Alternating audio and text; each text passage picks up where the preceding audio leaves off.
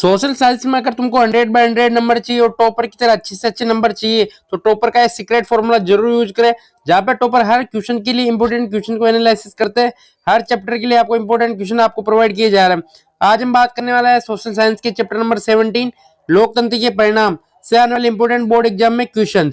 बात करें chapter number 17 से 3 नंबर के आसपास क्वेश्चन आने वाले हैं, जिनमें एक रेगिस्तान 1 नंबर के आसपास रहेगा, साथ में एक लघुरात्मक क्वेश्चन रहने वाला है जो कि 2 नंबर के आसपास रहने वाला है, इसलिए हर क्वेश्चन इंपोर्टेंट रहने वाला है। सबसे पहले रेगिस्तान पूर्ति की बात करें, क्वेश्चन नंबर 1, लोकतंत्र में शासन की अंतिम शक्ति किसके पास होती है? लोकतंत्र में शासन की अंतिम शक्ति किसके पास देखने को मिलती है? जनता के पास देखने को मिलती है। नेक्स्ट क्वेश्चन, क्वेश्चन नंबर 2, आर्थिक समृद्धि के मामले में तानाशाही शासन व्यवस्था वाले देशों का रिकॉर्ड लोकतंत्र समृद्धि वाले देशों से काफी अच्छा देखने को मिलता है। इसका आंसर रहेगा अच्छा। ठीक है बच्चों, हर क्वेश्चन को अच्छे से एनालिसिस करें। सेम क्वेश्चन आपको बोर्ड एग्जाम 2026 में देखने को मिलने वाला है। क्वेश्चन नंबर 3, रेगिस्तान के अधिकार के तहत सरकारी कामकाज के बारे में जानकारी प्राप्त कर सकते हैं। वो कौन सा अधिकार है जिसके तहत आप कानूनी रूप से जानकारी प्राप्त कर सकते हैं? वो है सूचना का अधिकार। क्वेश्चन नंबर 4, लोकतांत्रिक सरकारों में फैसले लेने में तानाशाही की तुलना में ज्यादा समय लगता है, जबकि तानाशाही व्यवस्था में यहां पर कम समय में ही देखने को मिल जाता है। क्वेश्चन नंबर 5, गैर लोकतांत्रिक व्यवस्थाएं आमतौर पर अपने अंदरूनी सामाजिक मतभेदों को क्या करती है? दबाने की कोशिश करती है। क्वेश्चन नंबर 6, लोकतांत्रिक व्यवस्था समानता पर आधारित होती है। तो लोकतांत्रिक व्यवस्था किस पर आधारित होती है? मेनली लोकतांत्रिक व्यवस्था में देखने को मिलता है समानता, राजनीतिक समानता देखने को मिलती है। क्वेश्चन नंबर 7, शासन की वह व्यवस्था जिसमें शासन की शक्ति एक व्यक्ति के हाथों में होती है उसको कौन सी व्यवस्था बोलते हैं? तानाशाही व्यवस्था। क्वेश्चन नंबर 8, व्यक्ति की रेगिस्तान और रेगिस्तान के मामले में लोकतांत्रिक व्यवस्थाएं किसी भी अन्य शासन प्रणाली से काफी आगे। व्यक्ति की गरिमा और आर्थिक मुद्दों के मामले में, ठीक है, मामले में लोकतांत्रिक व्यवस्था किसी भी अन्य शासन प्रणाली से काफी आगे है। क्वेश्चन नंबर 9, भारत के कितने प्रतिशत लोग मानते हैं कि सरकार की चाल ढाल पर उनके वोट का असर पड़ता है? 67%।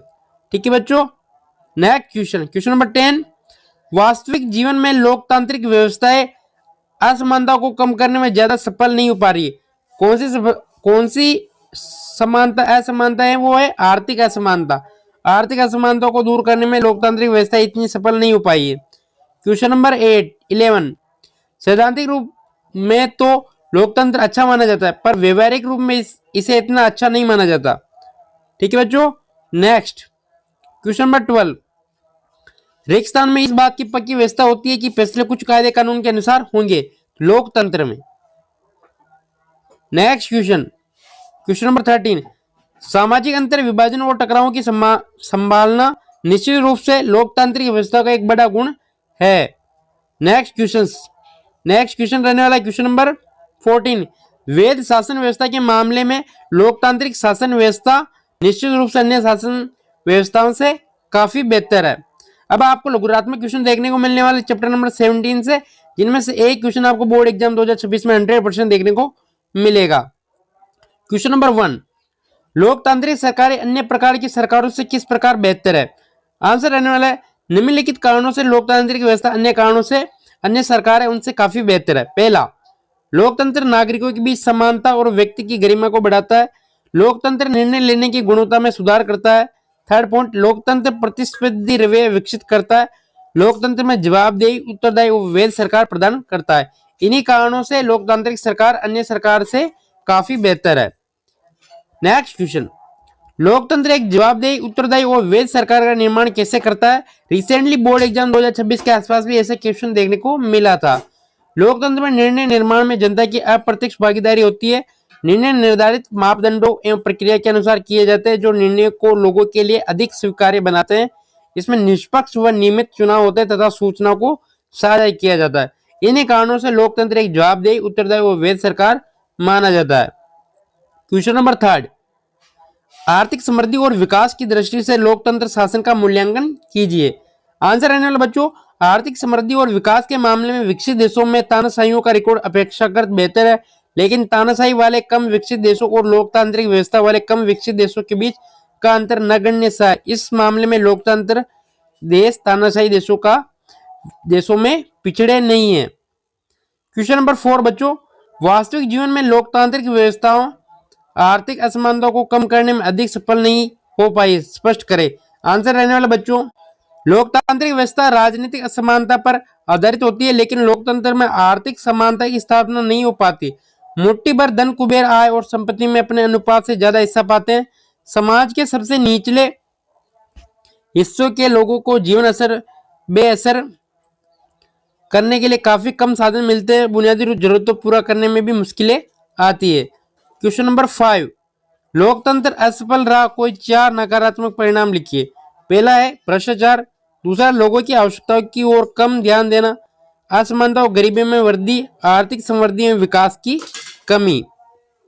क्वेश्चन नंबर 6, पारदर्शिता का अर्थ बताते हुए लोकतंत्र में पारदर्शिता के लिए लाभ लिखिए। आंसर रहने वाला बच्चों, लोकतंत्र में फैसले नियम कानून के अनुसार होते हैं तथा नागरिकों को यह जानने का अधिकार होता है तथा उसके पास इसके साधन भी उपलब्ध हैं। इसे ही पारदर्शिता कहते हैं। लोकतंत्र में पारदर्शिता से सरकार के लोगों के प्रति जवाबदेही बढ़ती है। सरकार द्वारा गलत फैसले लेने की संभावना कम रहती है और लोगों का विश्वास बढ़ता है। क्वेश्चन नंबर 17, आज के सेशन का लास्ट क्वेश्चन रहने वाले बच्चों, इन्हीं में से सेम क्वेश्चन आपको बोर्ड एग्जाम 2026 में देखने को मिलने वाले हैं। पूरे विश्व में लोकतंत्र के विकास के विभिन्न तरीकों का वर्णन करें। पूरे विश्व में लोकतंत्र के विकास के तरीके निम्नलिखित है। पहला, दुनिया के लगभग 100 से अधिक देश लोकतांत्रिक व्यवस्था चलाने का दावा करते हैं। इनके औपचारिक संविधान एवं चुनाव होते हैं और राजनीतिक दल होते हैं। विभिन्न देशों के आंदोलन के परिणाम स्वरूप लोकतांत्रिक व्यवस्था अपनाया गया है। कुछ देशों की किसी विशेष समस्या के कारण में आंदोलन हुए, कुछ देशों ने सत्ता की जनता में भागीदारी के लिए अपनाया। अगर बच्चों वीडियो इन्फॉर्मेटिव लगा तो वीडियो को जरूर लाइक करें और चैनल को जरूर सब्सक्राइब करें